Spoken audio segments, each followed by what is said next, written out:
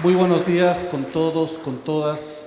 El abrazo inmenso a los compañeros presidentes de los núcleos, a los compañeros ponentes, hombres y mujeres que nos van a aportar contenidos, a Juan Ruales y a la Universidad Técnica del Norte.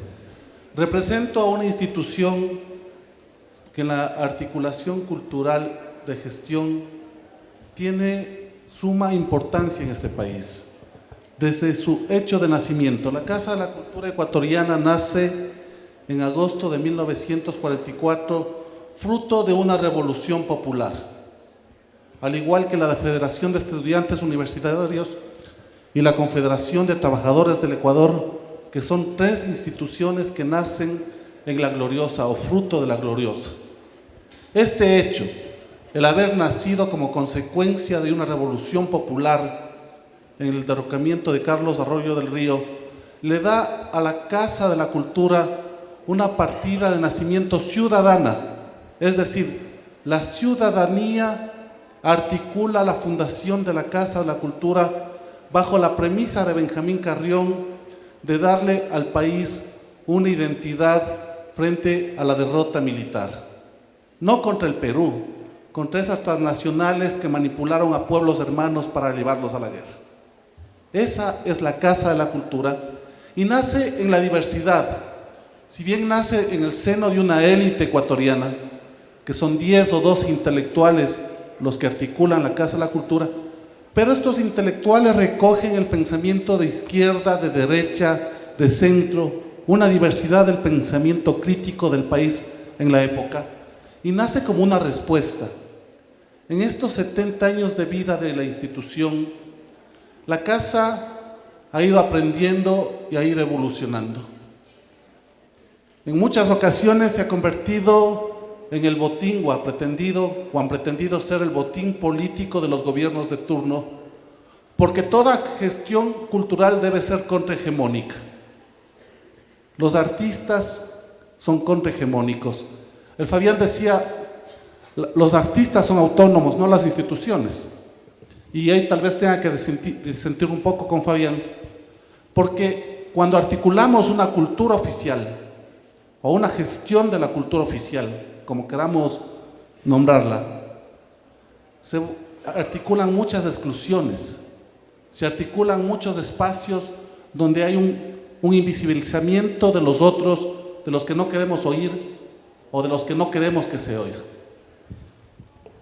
A raíz del proceso de la aprobación de la Constitución de Montecristi, yo creo que la Casa también entra en crisis. La Constitución, que es neoconstitucional, es decir, una constitución de derechos, habla de las diversidades, de la inclusión de los pueblos y nacionalidades de los otros en un ejercicio de alteridad.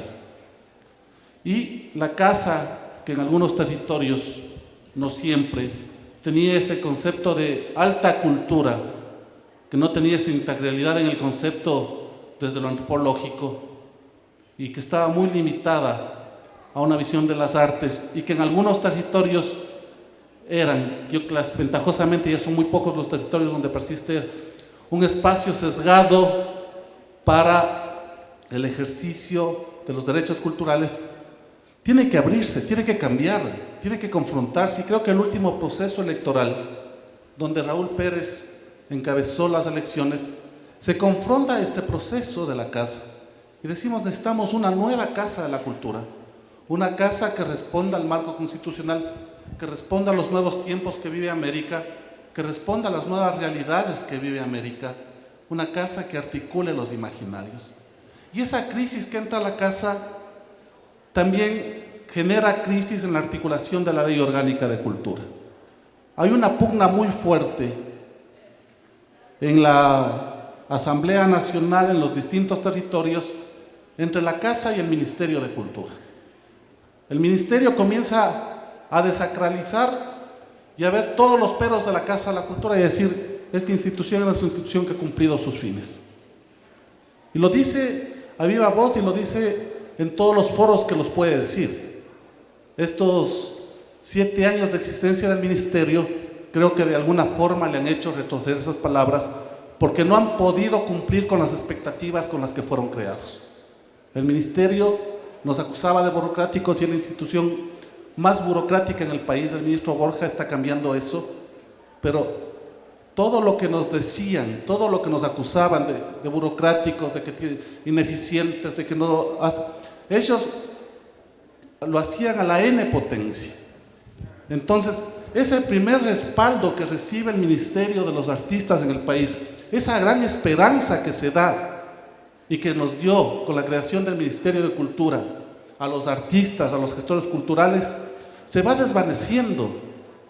Y de a poco se van dando cuenta que con todos los errores que puede tener la Casa de la Cultura, que son muchos, y que los estamos cambiando y que los estamos mejorando, porque hay un compromiso de los presidentes, hay un compromiso de los miembros para empoderar esta institución, es mucho mejor que lo que podía haber planteado el Ministerio de Cultura.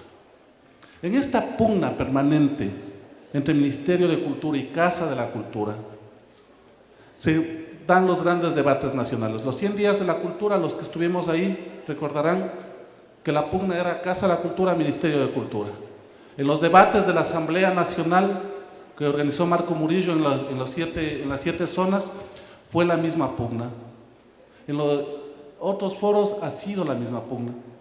Y creo que es el andar separados, andar duplicando funciones entre la Casa y el Ministerio, no nos ha hecho entender y no nos ha permitido trabajar juntos.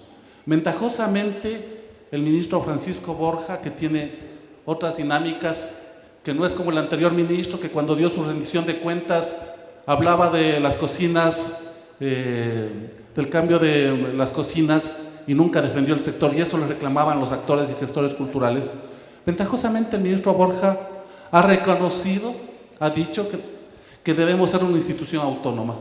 Autónoma, ¿desde qué lógica?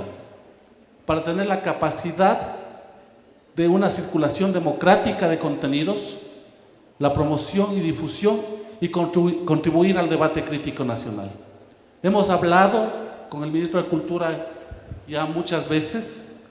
Él nos ha visitado en la Casa de la Cultura Ecuatoriana, ha visto los relacionamientos. Le hemos propuesto que el Museo Nacional se integre al Museo de la Casa de la Cultura y que sea solo un gran espacio donde se represente el país, que la Biblioteca Nacional que está en la Casa de la Cultura sea asumida y tengamos realmente en el país una biblioteca nacional como debe ser, y que todos esos patrimonios y esas salvaguardas la podamos hacer juntos. Hay un nuevo escenario en el país, hay espacios de diálogo, y creo que como nunca esperemos que juntos podamos construir, que ya esa polarización Ministerio-Casa de la Cultura se acabe y que juntos podamos articular los imaginarios para construir esa ley y para construir lo que necesita la gestión cultural en el país. En ese sentido, deberíamos pensar dentro de qué modelo queremos la ley. Creo que eso es lo fundamental.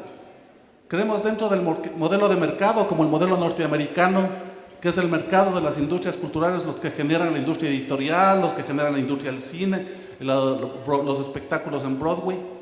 O queremos un modelo mixto, o queremos un modelo acorde con la Constitución de derechos. Es decir, si la cultura es un derecho, es el Estado el que debe financiar la cultura. Y hay un discurso a veces perverso de ciertos tecnócratas con ese cuentito de la autogestión, que me parece una palabra que en la cultura debe ser una palabra que se le haga a un lado. La autogestión a través de los teatros, la autogestión a través de la sala, la autogestión. La gestión cultural es para garantizar los derechos culturales de 15 millones de ecuatorianos. Y eso implica una inversión del Estado. Una inversión del Estado que creo que el Estado actual, a pesar de que ha hecho muchos avances y muchos aportes, sigue en mora con la cultura. Una mora inmensa. Datos. El municipio de Quito, para una ciudad, la Secretaría de Cultura del municipio de Quito, 24 millones de dólares. Para todo el país, en nuestro caso, la institución más importante de la gestión cultural en el país. La matriz, 23 núcleos provinciales, 100 extensiones cantonales, 18 millones de dólares. Una ciudad tiene el 40% más que todo un país en gestión cultural. Entonces nos dicen, es que tienen mucha burocracia, hay que hacer una reingeniería. Claro, pero yo digo, y hablábamos con el compañero ayer, respecto al trabajo de esas burocracias que a veces no lo entendemos. La gente que está en el Teatro Nacional y trabaja 20 horas, 14 horas y trabaja de lunes a domingo y gana $600, a veces no nos ponemos en el zapato del otro. Tenemos en la Casa de la Cultura, en esta reingeniería que necesitamos, alrededor de 80 personas que necesitan jubilarse. Hay un proyecto aprobado por Semplades dentro de esta reingeniería, pero esos recursos no se han asignado todavía. El ministro Borja nos ha ofrecido hacer las gestiones para ya estas personas. Tenemos choferes que tienen más de 70 años y siguen trabajando. Gente que ha cumplido ya con la institucionalidad del Estado y no hay esta retroalimentación del recurso. O sea, es en doble vía. Tenemos que garantizar algunos derechos en esta ley. Primero, que sea una ley que garantice recursos, que garantice equidad, una ley que garantice la circulación democrática de presupuestos para que se rompan los abismos. Tienen que haber las mismas epistemologías en Zamora Chinchipe que las que hay en Quito o las que hay en Imbabura. Y eso se hace a través de un modelo de gestión y de un marco jurídico que democratice los presupuestos epistemológicos. Una ley donde los artistas dejen de ser marginales. Creo que, como decía el Fabián, como todo es cultura, nada es cultura desde la visión antropológica, y como nada es cultura, los artistas son los seres más, o el Estado los ha convertido en seres marginales frente a su relacionamiento. Artistas que lo único que tienen cuando están enfermos es la PDS, que es la Peña de Solidaridad, y no es justo eso, compañeros.